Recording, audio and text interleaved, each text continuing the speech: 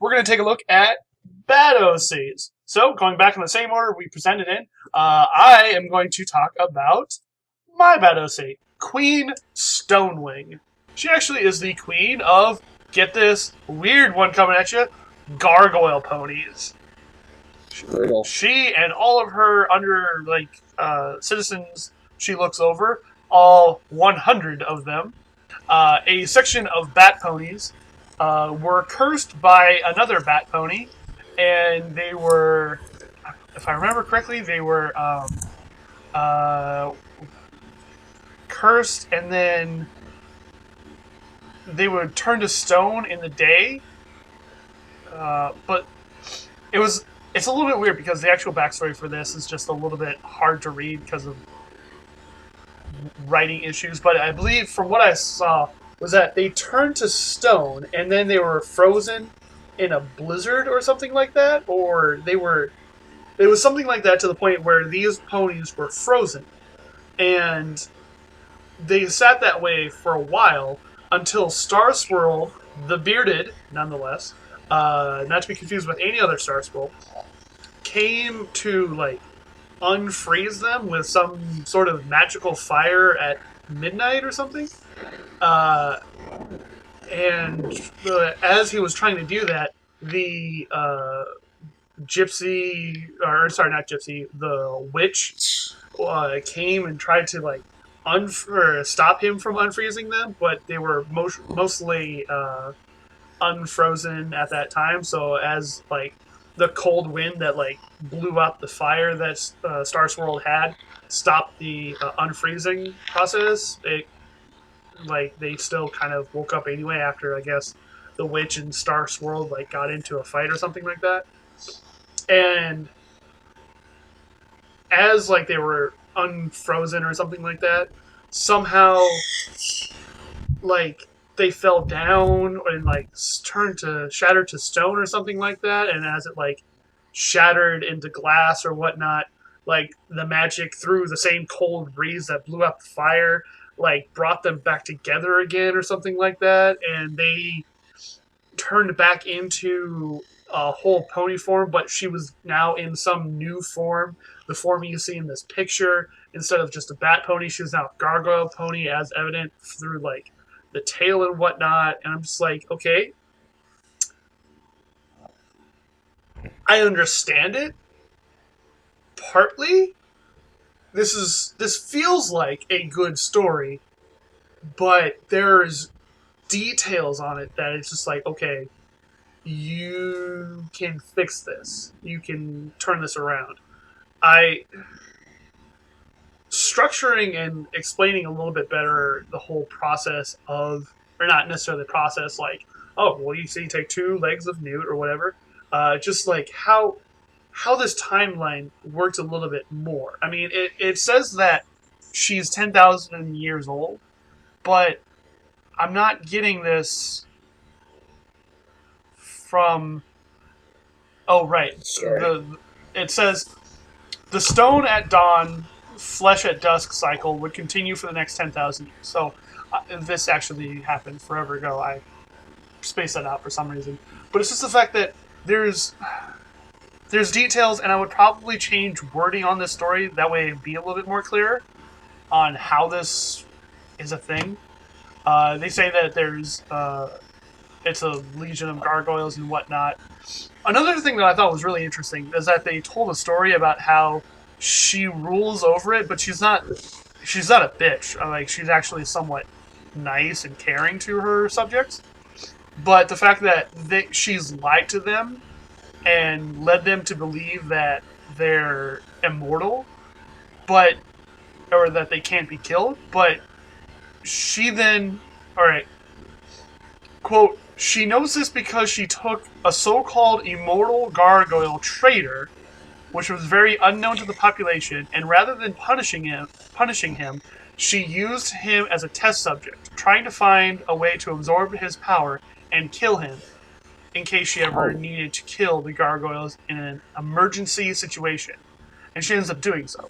So the gargoyles are mortal, in theory, and there was a traitor and she tested on him, so now she actually can do it. And I'm just like, okay, all right, now I'm getting a little bit more story. So then it's like, okay, but they never really explain why it is the fact that gargoyles are immortal in the story. So it's just a lot of things that are like, okay, I'm following. Maybe I just need to warm up to the story a little bit more. Warm up, ice, frozen, aha. But I don't know. It's just a lot of things going on with this one character that it's kind of weird. What do you think, Commander? I don't know. It's definitely an interesting story, and it seems to have definitely a level of originality to it, which I like. It could use some work. I forget.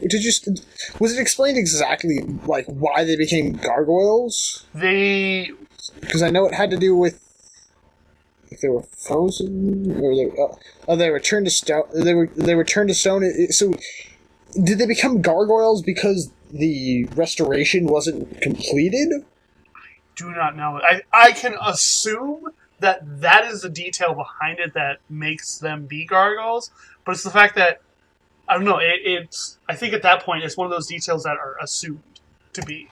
Yeah, which I mean that can be an okay thing. However, the best thing is to not assume that your audience knows things unless you're told to assume it, because it like as shown by us at least initially, it was sort of it sort of is a bit hard to exactly see where this comes from. I think if you explain in a way that you're sort of it's hard to explain things like this because this is such a kind of out there idea in terms of MLP, OCs, and stuff like that. But explain that because the spell didn't get finished all the way and the fire got put out, they only half awoke, and that's what turned them into gargoyles because they were still in stone, but they were brought back to life. I think that would help solidify this story a lot and fill up one of the bigger plot holes in terms of the story, at least. I don't know. There's a lot to this story, and I don't think we can cover even close to all of the story. So, are there any comments or things you think could be improved upon in the story before we switch over to the aesthetics? Because it's going to be a bit hard to at least cut both.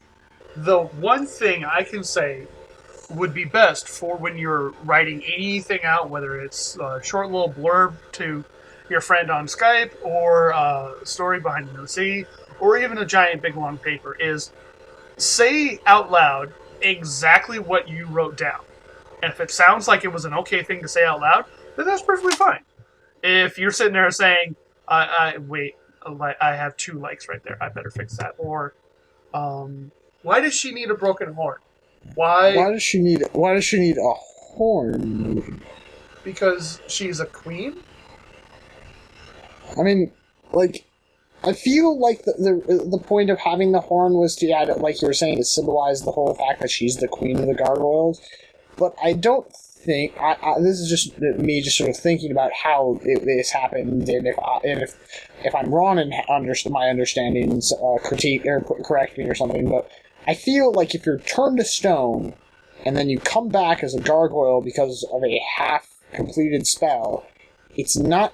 Even if you are meant to be the leader of said group, I feel like it would not have such a change on your appearance. Yes, you would be a stone, more of a stone figure, since gargoyle, we have that association. But it wouldn't add an extra appendage or an extra thing like a horn. I don't know whether it was broken initially or got broke, but I personally don't see the reason to have it, because I think the pony also has a crown. I think the crown would have done enough.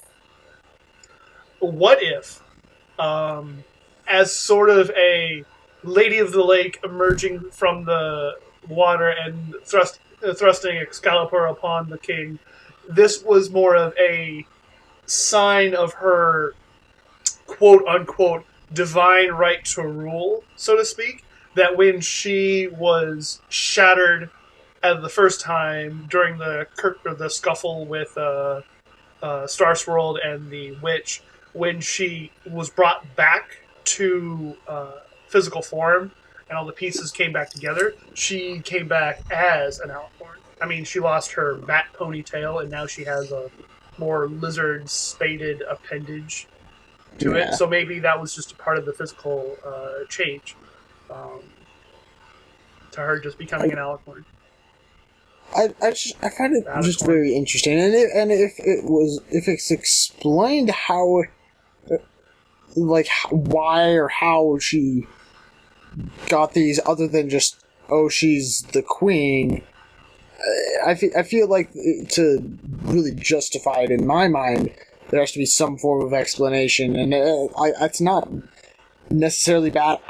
I would avoid at least the broken horn if you're gonna have the horn, but that's just me. Horn so much. I think like there are very, very few instances I've ever seen of a broken horn on a pony making sense and being reasonable, and that's an exception to the rule. Definitely an exception, and so I would stray away from it. I mean, I don't know. It's a tricky call, but I don't know. Also, what exactly is the cutie mark? Fuck if I know. Yeah, that is something that just, on a side note, because I would give a critique about it exactly, but I kind of can't tell what it's meant to be. It looks like it's like maybe like a face where the hole in the center is an eye, and then the one thing to the direct like that it's pointing at is like the muzzle, and then there's an ear, and then but then I don't get with the whole spade. That's like the tail. It's very confusing, and it might make total sense, but I would need I feel like an explanation is necessary to quite get it. Yeah. I think this character is a little bit of a mess, and just the pieces need to be picked back up and put back together again. Yeah, I can understand that. Even though this is like a black and red pony OC, they didn't make the mane, and I would say the tail too, but the tail is a different story. They didn't make the hair color like the super saturated red and just dark is like nothing black. It's like there's like a gray. It looks like there's like a pink almost, like a pink. I can't tell if it's supposed to be a gray or a pink because my mind might be playing tricks on me.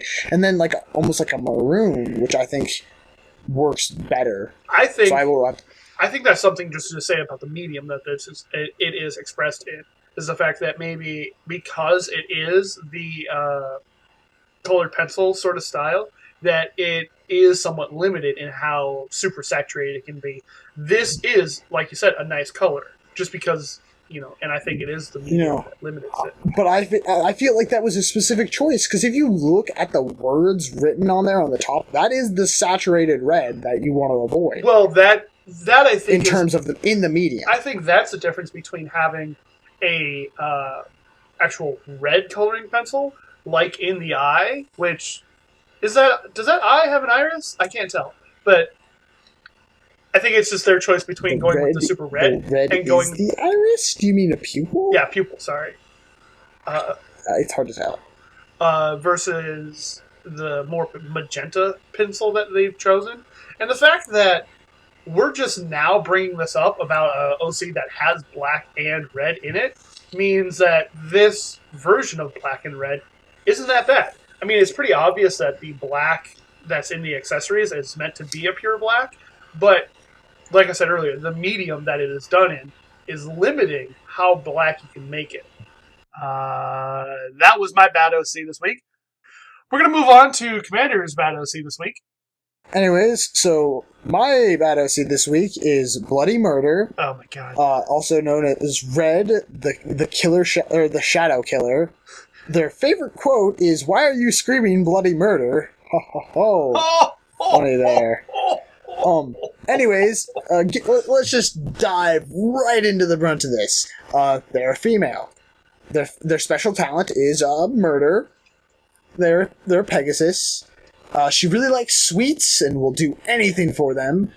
She likes her sword collection, likes justice, solving crimes, video games, the night sky, and studying stars. She dislikes those who abuse power, criminals, and those who try to control her. Now, as evident by the reactions I can see Mummified making, there's something about this character that is just a bit confusing, and it's the core reason why I'm bringing this character on for Bad OC. I don't necessarily have a hate for this OC, even though she's black and red, and I think that some of the things with the main tail could be worked at, but we'll get to that later. Those are the backseat, because it's just like, when I got this OC, or looked at this OC, I just got really confused, because as it talks, going through sort of the backstory, it's like, she was born, Bloody Murder, or Red. I'm assuming Red is her normal name, because I feel like Bloody Murder would be a kind of brutal name. Maybe it's just me.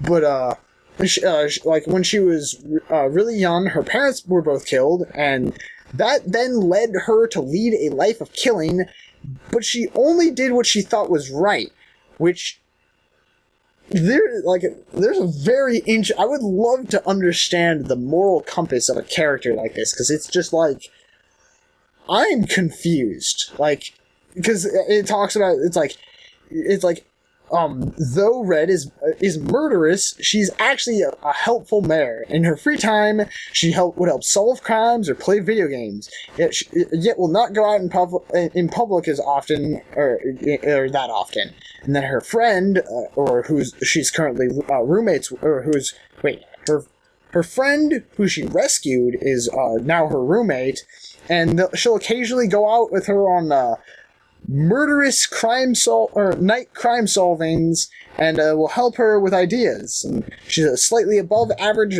in height, and was mocked because of that, which apparently being tall is something to get mocked. Did you get mocked about in school? Oh man, people, they just railed into me because I was just so tall. Hey, tall guy, how's the weather up there?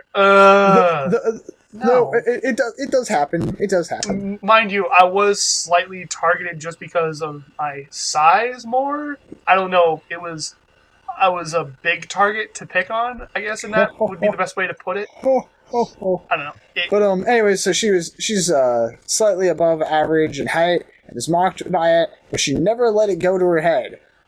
But she decided to murder a bunch of people, which, now that I've gone over the information that is presented, it's time to dig into the confusingness that is.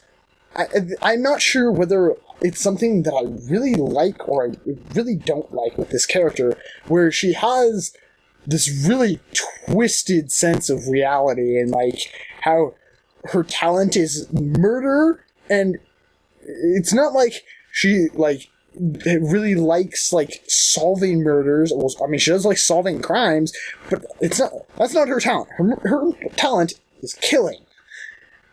But she's loves justice and solving crimes. So is she like an executioner kind of thing? Does she only kill those who've done injustices upon others, or I think it's vague enough that it can lean towards being a really, really cool character, but with a very fucked up, twisted idea of how the world works, having almost vigilante justice by going out on your own time and just killing those who you feel have wronged the world. But it's just and with the way that it's shown, it's it doesn't even seem like she's killing for the fact that if she was killing criminals, only that she was killing them to be just and righteous or anything like that. It basically explains that she just likes that, which I don't know. I really I'm befuddled with how to think about this character. I think we're both befuddled about this character. It's at this fork in the road where it can go, where continue with the not explaining exactly, because having this these murderous intents and stuff, it's not explained where it's directed. You can have it either she just enjoys killing people to kill people, or she's doing this in the name of justice, which she likes, all this stuff has led me to believe it's the way that me and Mummified are talking about it, but I can't tell, and that is one of the biggest reasons why I have this on this half of the show, because I think this character could be really deep and really cool. Yeah. It's one of those things that it... Yeah. Yeah. It's just... I want this character to be good. Yeah, and I think this character has a lot of potential. I don't know. I think it's really cool if it's done well. But, sort of, since we've sort of covered at least my main gripe with the actual, like, story and the quote-unquote character, gonna move on over to those aesthetics there. Them aesthetics, bro. Coloring in this one is the epitome, in my opinion. Well, not quite the epitome, but it is a strong example about what we mean by not having oversaturated colors and why red and black OCs never seem to work or are visually appealing. The red in this one is super saturated, like we said, and the black, though I believe the black in this one isn't super pure black, it's still dark enough. The black, in terms of black, the black for the tail and mane is a good black for what it is. I like the black. The red, I think, is too saturated, but the black is okay. That being said, when you're done, I have a thing that's going to go against the fact that I like the black. But though the styling of the hair looks perfectly fine, I have no problem with the way the mane is designed, or even the striping pattern within the hair. I think that's a really super cool style that they did here. The very thin, like, jutting, like, just straight, not straight lines, but the very thin lines that somewhat flow with the hair. I think it looks really cool. I think it's a cool design. I particularly, I like it a lot more in the mane. I feel like it loses itself a little bit in the tail, but that's just because the tail, like, the way the tail is done, it doesn't lend itself to want to be in that style. If that makes sense. Like how the lines are kind of going in different direction than the actual direction of the hair? Well, not even exactly that, but just like, I don't know, just, I feel like it has to do partially with the ends of the tail versus the ends of the mane, because in the mane, they all are going off in these different directions, and it doesn't, like, meet back up, but in the tail, you have a couple different places where different things, they sort of all just end up in this same area, so it loses that, like, what makes it look really cool in the mane for me. Just, I'm trying to think of a better way to exactly explain it, but I do like how it looks a lot more in the mane now. The mane makes it feel like it's highlights in just one chunk of hair that's kind of going out, like how people with long hair get highlights in their mane. They get but how like actual people get highlights in their hair. How it's just one chunk of hair, probably maybe 30 or 40 strands, and they dye it one color or something like that, and goes off. Yeah. With the tail, it just seems like a pattern. Yeah, which, like, I don't know. I'm trying to think of a good way to, like, really get it, or have it look more like the mane with the tail. It's really hard, and I don't know. I have an idea about that. Just not have them connected. Shoot. Have them like that would definitely help. Slowly grow the distance between the end of the lines. Now, this will cause complications because if you expand them slowly at the same rate that you're kind of doing the main chunks of the actual mane, it will become very few actual stripes of red compared to, like, it'll be a lot of black. But if you actually, just like I said, kind of follow that natural curve in the tail, but also let it flow out and be more separated and not be afraid to not have the lines converge back together. Or you can continue on like you have from like halfway down the tail, but keep that distance and just have it striped all the way through and not just converge. Yeah. not have the and red touch anywhere else. I'm not even sure what to say about the cutie mark. It's right too now. big. It is too big. That is one thing. Also, like, the blood splatter, like, I get why you have a blood splatter, but it's like a blood splatter doesn't really work very well on the cutie mark. It's just, to get it to look like an actual blood splatter, it has too much going on, in my opinion. I think it just needs to be a little bit more cartoony. And like I said, with the scroll cutie mark, that this would be something where the splatters coming out make it a lot more cartoony. You know what I mean? Yeah. Make the like blobs coming out of it like some thick thing of mashed potatoes, and you're just up against the wall, like something like that. Something with bigger little drips coming out from the center. But yeah, like I'm not sure exactly what to do with the cutie mark. I think if you went the way though of having that sort of vigilante justice, maybe tying that into the cutie mark, a combination of like you have like a justice sort of like having a scale and like having like the like actual court system versus your like your knife or something like that, trying to work around that. If you can make it not too complex, because that can easily go way too much, or just we're finding this, I don't know, you go either way on it. Also, really quickly, I'm not a huge fan of the yellow or the like white spots. I don't know. They just don't. They like some ponies it works, and some ponies it feels like it belongs. I feel like they kind of just are out of place on this pony though. Mm-hmm. I agree. Might just be me. I don't know. I personally would try it without them, and if it works, it works. If it doesn't, you can keep them. It's your decision ultimately. Ultimate decisions. Ooh. Anyways, we've been taking a little bit with this one, and I have not been taken by this one at all. This one has not taken me at all. Oh, but I think that there's a lot of room that this OC can improve and become really awesome. So I hope that we actually helped explain that in a way that gives you ideas. Yeah.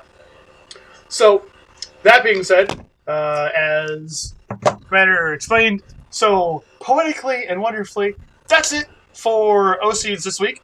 Next, we get to move into voting. So, how we're going to do it this week, since we do have too good and too bad, or normal way of doing things, not being able to vote for your own OC would not work, because we would just vote for the other one, and then we'd just rock, paper, scissors. But throwing a curveball into how we vote this week, we're going to take a look at both of our good OCs.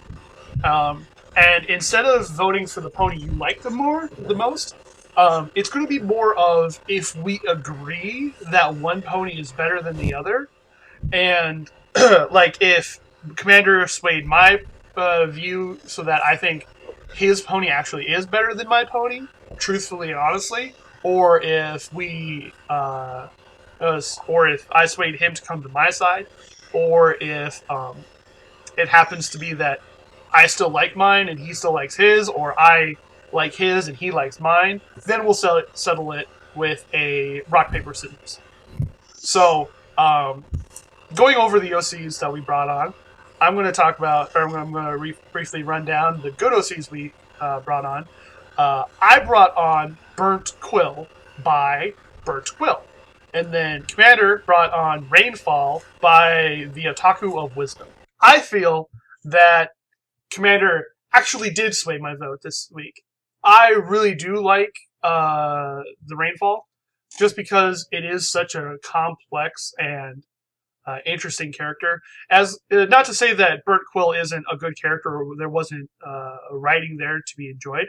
It was a great character, but there just seems to be a very heavy dynamic conflict within that pony that gives this character more character, per se. They're both great ponies, and I can see them both working out very well. It's probably, in this case, an issue of there's just more substance behind a Rainfall, rather than just, I don't know.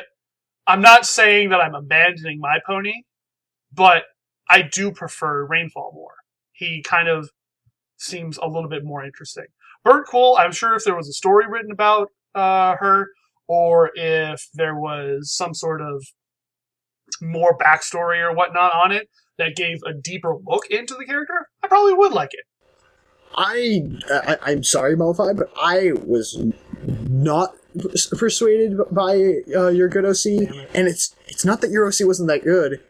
It's that the more I read into my OC and was reviewing my OC, the more I liked it. And I had multiple revelations while like critiquing and talking about my OC I brought that made me love it even more. And I like. There's not really anything I can think of that I didn't like about him. Honestly, the only thing I can think about off the top of my head is the fact that we don't know what his cutie mark looks like. That being said, I did still like Burnt Quill, and I think that she has a lot of potential. But there's just so much death and so much there for Rainfall. Even though it's not like a fucking page written. It's just like a couple of paragraphs, some lines of information, but there's just so much that you can get out of it. It's the fact that they're doing more with less and being able to have a connectivity between the thoughts and things in the character that you can make leaps and bounds that connect things like the main, how I talked about how it resembles like stormy and like rain clouds, which is like perfect for this OC. Like I when I saw that was the moment where I was like, I'm sorry, Mummified, there's no way you're winning. I had a feeling like that after we finished up your OC. I was just like, shit, fuck. Anyway, but considering Burnt Quill is still a work in progress, that is still in my opinion, it's kind of goes to show that it'd be going that toe to toe with a character that is fleshed out per se. But anyway, so congratulations to Commander and Rainfall from the Otaku Wisdom on your OCs this week. Moving on to bad OCs, we're going to take a look at the ponies that we brought. I brought on Queen Stonewing by Pippo Tekyon? Yes, Tekyon. And then Commander brought in Bloody Murder by Chief O Blaze 138. While there's a lot with Bloody Murder that I just don't like, and things that are kind of not all there either.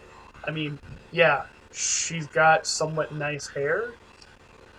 Yay. But other than that, there was a lot that I didn't necessarily like about Bloody Murder. So yeah, I don't like Bloody Murder. I'm sorry. No, like, I feel like despite the fact that there are a lot of things with Bloody Murder that I don't like, I think could be, like, clarified. I feel there's more things that I'm lost on with Queen Stonewing, so I'm going to have to give my vote to you. Oh. So that means rock, paper, scissors. I don't know if I turn off your camera. I'm going to turn off my camera. So even though the fact that we have had our cameras on this whole time, and we're actually able to see each other for some stupid reason, I don't know why we did that, but we have now turned off our cameras so that we can't see each other. Going back to the more traditional roots of our show, forgetting and casting aside any technological advancements that may help us in this situation, to be left with our own character and integrity as gentlemen. Some more gentlemanly than the others. Anyway, so rock, paper, scissors between the two of us to decide bad OC. So we're going to do 1, 2, 3, shoot. What'd you get? I got rock. I also got rock. Okay. 1, 2, 3, shoot. What'd you get? Rock. Same. 1, 2, 3, shoot. Rock. What'd you get? Paper. Damn it. I was thinking about changing that one, but looks like Commander shuts this one down, which actually isn't that hard, considering there's only 2 people here. Hey, we only had to do rock, paper, scissors once. I mean, well, we had to do rock, paper, scissors 3 times. Get out. Anyway, so Commander wins both good OC and bad OC this week. This is interesting, because normally I would toss this over to Mehdi. So, if you have any OCs or questions that you want to ask us in preparation for our full episode that we're going to get back to at the middle or the end of February, our 1 year, feel free to submit them. at the links that I will let Commander tell you about. Commander, tell us where they can send things in. Okay, so you can find us at DeviantArt at eurocsucks.deviantart.com. You can find us at Twitter at eurocsucks on Twitter. You can email us at eurocsuckspodcast@gmail.com, and you can find us on Tumblr at eurocsuckspodcast.tumblr.com. Okay, so last week was Commander and Smooth. This week is Mummified and Commander. So that's 2 out of the 6 that we can do. So just to run down 1 in 5. Run down the episodes that we have left. We still have Mums and Medi, Mums and Smooth, Commander and Medi and Smooth. So I'm gonna. What did I call it again? The Die of Innocuous Fate. I don't know. Whatever it's called. Smooth wouldn't name his. So. Well, I'm gonna go with the Die of Innocuous Fate. So let me roll it again. That is a 2. So looks like next week is going to be the M Party. It's going to be Mums and Medi. So, though we have not at all figured out what kind of theme we're going to be working with next week, be sure to come on back to see that. In the meantime, submit your pony. What? And submit your pony. Even if you don't know the theme. Submit your pony all the same. We will definitely take a look at it and try to fit it into any kind of a theme that we figured out at that time. After that, that's pretty much about it. Once again, my name is Mummified Thunderbirds. I've been joined by Commander Sparkle. And remember, Euro C sucks.